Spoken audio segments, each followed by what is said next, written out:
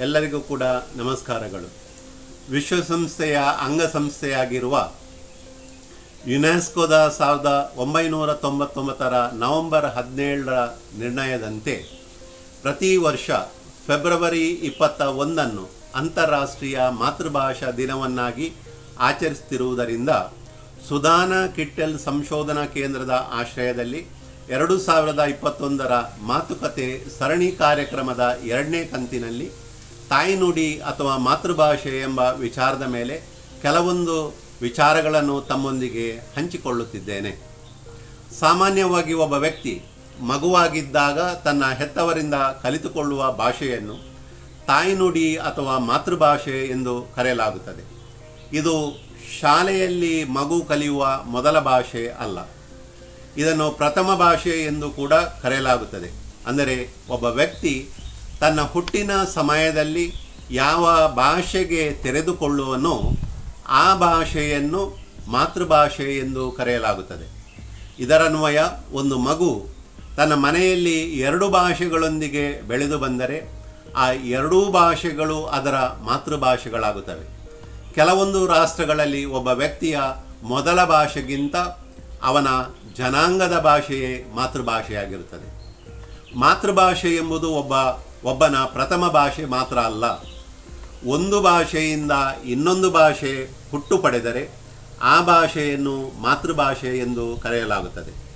ಹಾಗಾದರೆ ಮಾತೃಭಾಷೆ ಎಂಬ ಪದ ಹೇಗೆ ಹುಟ್ಟಿಕೊಂಡಿತು ಎಂಬ ಕುತೂಹಲ ಹಲವರಲ್ಲಿರುತ್ತದೆ.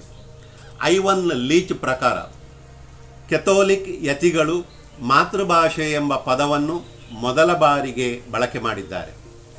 ಚರ್ಚುಗಳ ಉಪದೇಶ ವೇದಿಕೆಯಿಂದ ಅವರು ಮಾತನಾಡುವಾಗ ಲ್ಯಾಟಿನ್ ಭಾಷೆಯ ಬದಲಿಗೆ ಆಯಾ ಸ್ಥಳೀಯ ಭಾಷೆಗಳ ಮೂಲಕ ಮಾತನಾಡುವ ಕ್ರಮವನ್ನು ಆರಂಭಿಸಿದಾಗ ಮಾತೃಭಾಷಾ ಭಾಷೆ ಎಂಬ ಪದದ ಬಳಕೆ ಆರಂಭವಾಯಿತು ಮತ್ತು ನಂತರದ ದಿನಗಳಲ್ಲಿ ಈ ಪದದ ಬಳಕೆ ವಿಶ್ವವ್ಯಾಪಿಯಾಯಿತು. ನಮ್ಮ ದೇಶದಲ್ಲಿ ಹೆಚ್ಚಿನೆಡೆ ಮಗುವಿನ ತಾಯ್ನುಡಿಗಿಂತ ಸ್ಥಳೀಯ ಅಥವಾ ಪ್ರಾಂತೀಯ ಭಾಷೆಯನ್ನು ಮಾತೃಭಾಷೆ ಎಂದು ಪರಿಗಣಿಸಲಾಗಿದೆ. ಹಾಗಾದರೆ ಮಾತೃಭಾಷೆ ಶಿಕ್ಷಣ ಅಂದರೇನು ಎಂಬ ಜಿಜ್ಞಾಸೆ ಹಲವರಲ್ಲಿ ಮೂಡುವುದು ಸಾಮಾನ್ಯ. ಒಂದು ಮಗುವಿನ ಬಹುಬಳಕೆಯ ಅಥವಾ ಆಪ್ತ ಪರಿಚಯದ ಭಾಷೆ ಅಥವಾ ಭಾಷೆಗಳನ್ನು ಬಳಕೆ ಮಾಡಿಕೊಂಡು ನೀಡುವ ಶಿಕ್ಷಣವನ್ನು ಮಾತೃಭಾಷಾ ಶಿಕ್ಷಣ ಎಂದು ಕರೆಯಲಾಗುತ್ತದೆ. ಇದು ತಾಯಿ ಮಾತನಾಡುವ ಭಾಷೆ ಆಗಬೇಕೆಂದಿಲ್ಲ. ಬದಲಿಗೆ ಮಗು ತನ್ನ ಮನೆಯಲ್ಲಿ ಅಥವಾ ಸ್ಥಳೀಯವಾಗಿ ಮಾತನಾಡುವ ಭಾಷೆ ಆಗಿರಬಹುದು. ಹಲವು ಸಂದರ್ಭಗಳಲ್ಲಿ ಇದು ಒಂದಕ್ಕಿಂತ ಹೆಚ್ಚಿರುವ ಸಂದರ್ಭಗಳಿವೆ.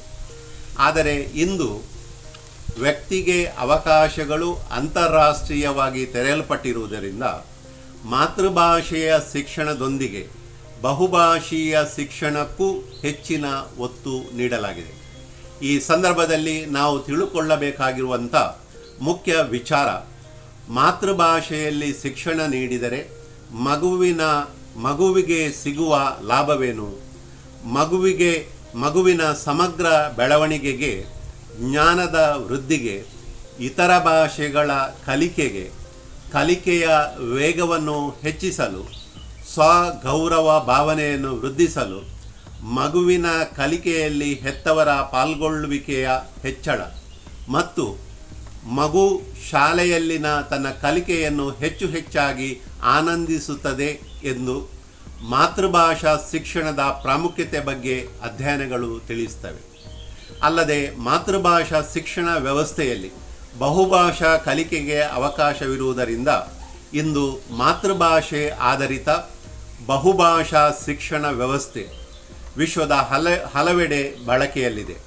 ಅಂದರೆ ಒಂದು ತರಗತಿಯಲ್ಲಿ ಮಾತೃಭಾಷಾ ಕಲಿಕೆಗೆ ಪ್ರಾಧಾನ್ಯತೆ ನೀಡುವುದರೊಂದಿಗೆ ಹಲವು ಭಾಷೆಗಳ ಕಲಿಕೆಗೆ ಅವಕಾಶ ನೀಡುವ ನೂತನ ಶೈಕ್ಷಣಿಕ ನೀತಿ ಅಥವಾ ವ್ಯವಸ್ಥೆ ಇಂದು ಜಾರಿಗೆ ಬಂದಿದೆ. ಇದು ಉತ್ತಮ ಫಲಿತಾಂಶವನ್ನು ಕೂಡ ನೀಡುತ್ತಿದೆ ಎಂದು ಹೇಳಲಾಗಿದೆ.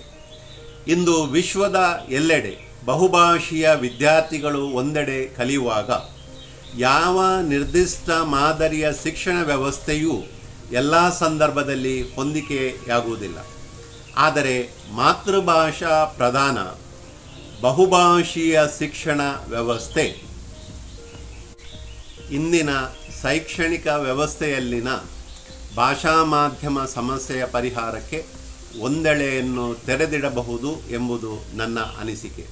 ಏಕೆಂದರೆ ಮಾತೃಭಾಷೆ ಅಥವಾ ಮದರ್ ಲ್ಯಾಂಗ್ವೇಜ್ ಎಂಬುದು ಹೃದಯ ಮತ್ತು ಮನಸ್ಸಿನ ಭಾಷೆಯಾಗಿದೆ ಎಂದು ಹೇಳ್ತಾ, ಈ ಮಾತೃಭಾಷಾ ದಿನದ ಈ ಶುಭ ಗಳಿಗೆಯಲ್ಲಿ ಎಲ್ಲರಿಗೂ ಕೂಡ ವಂದನೆಯನ್ನು ಶುಭಾಶಯವನ್ನು ಸಲ್ಲಿಸ್ತಾ, ಸುಧಾನ ಕಿಟ್ಟಲ್ ಸೆಂಟರ್ನ ಮಾತುಕತೆ ಸರಣಿ ಮಾತುಕತೆಯ 2ನೇ ಕಂತನ್ನು ಇಂದಿಗೆ ಕೊನೆಗೊಳಿಸ್ತಾ ಇದ್ದೇವೆ.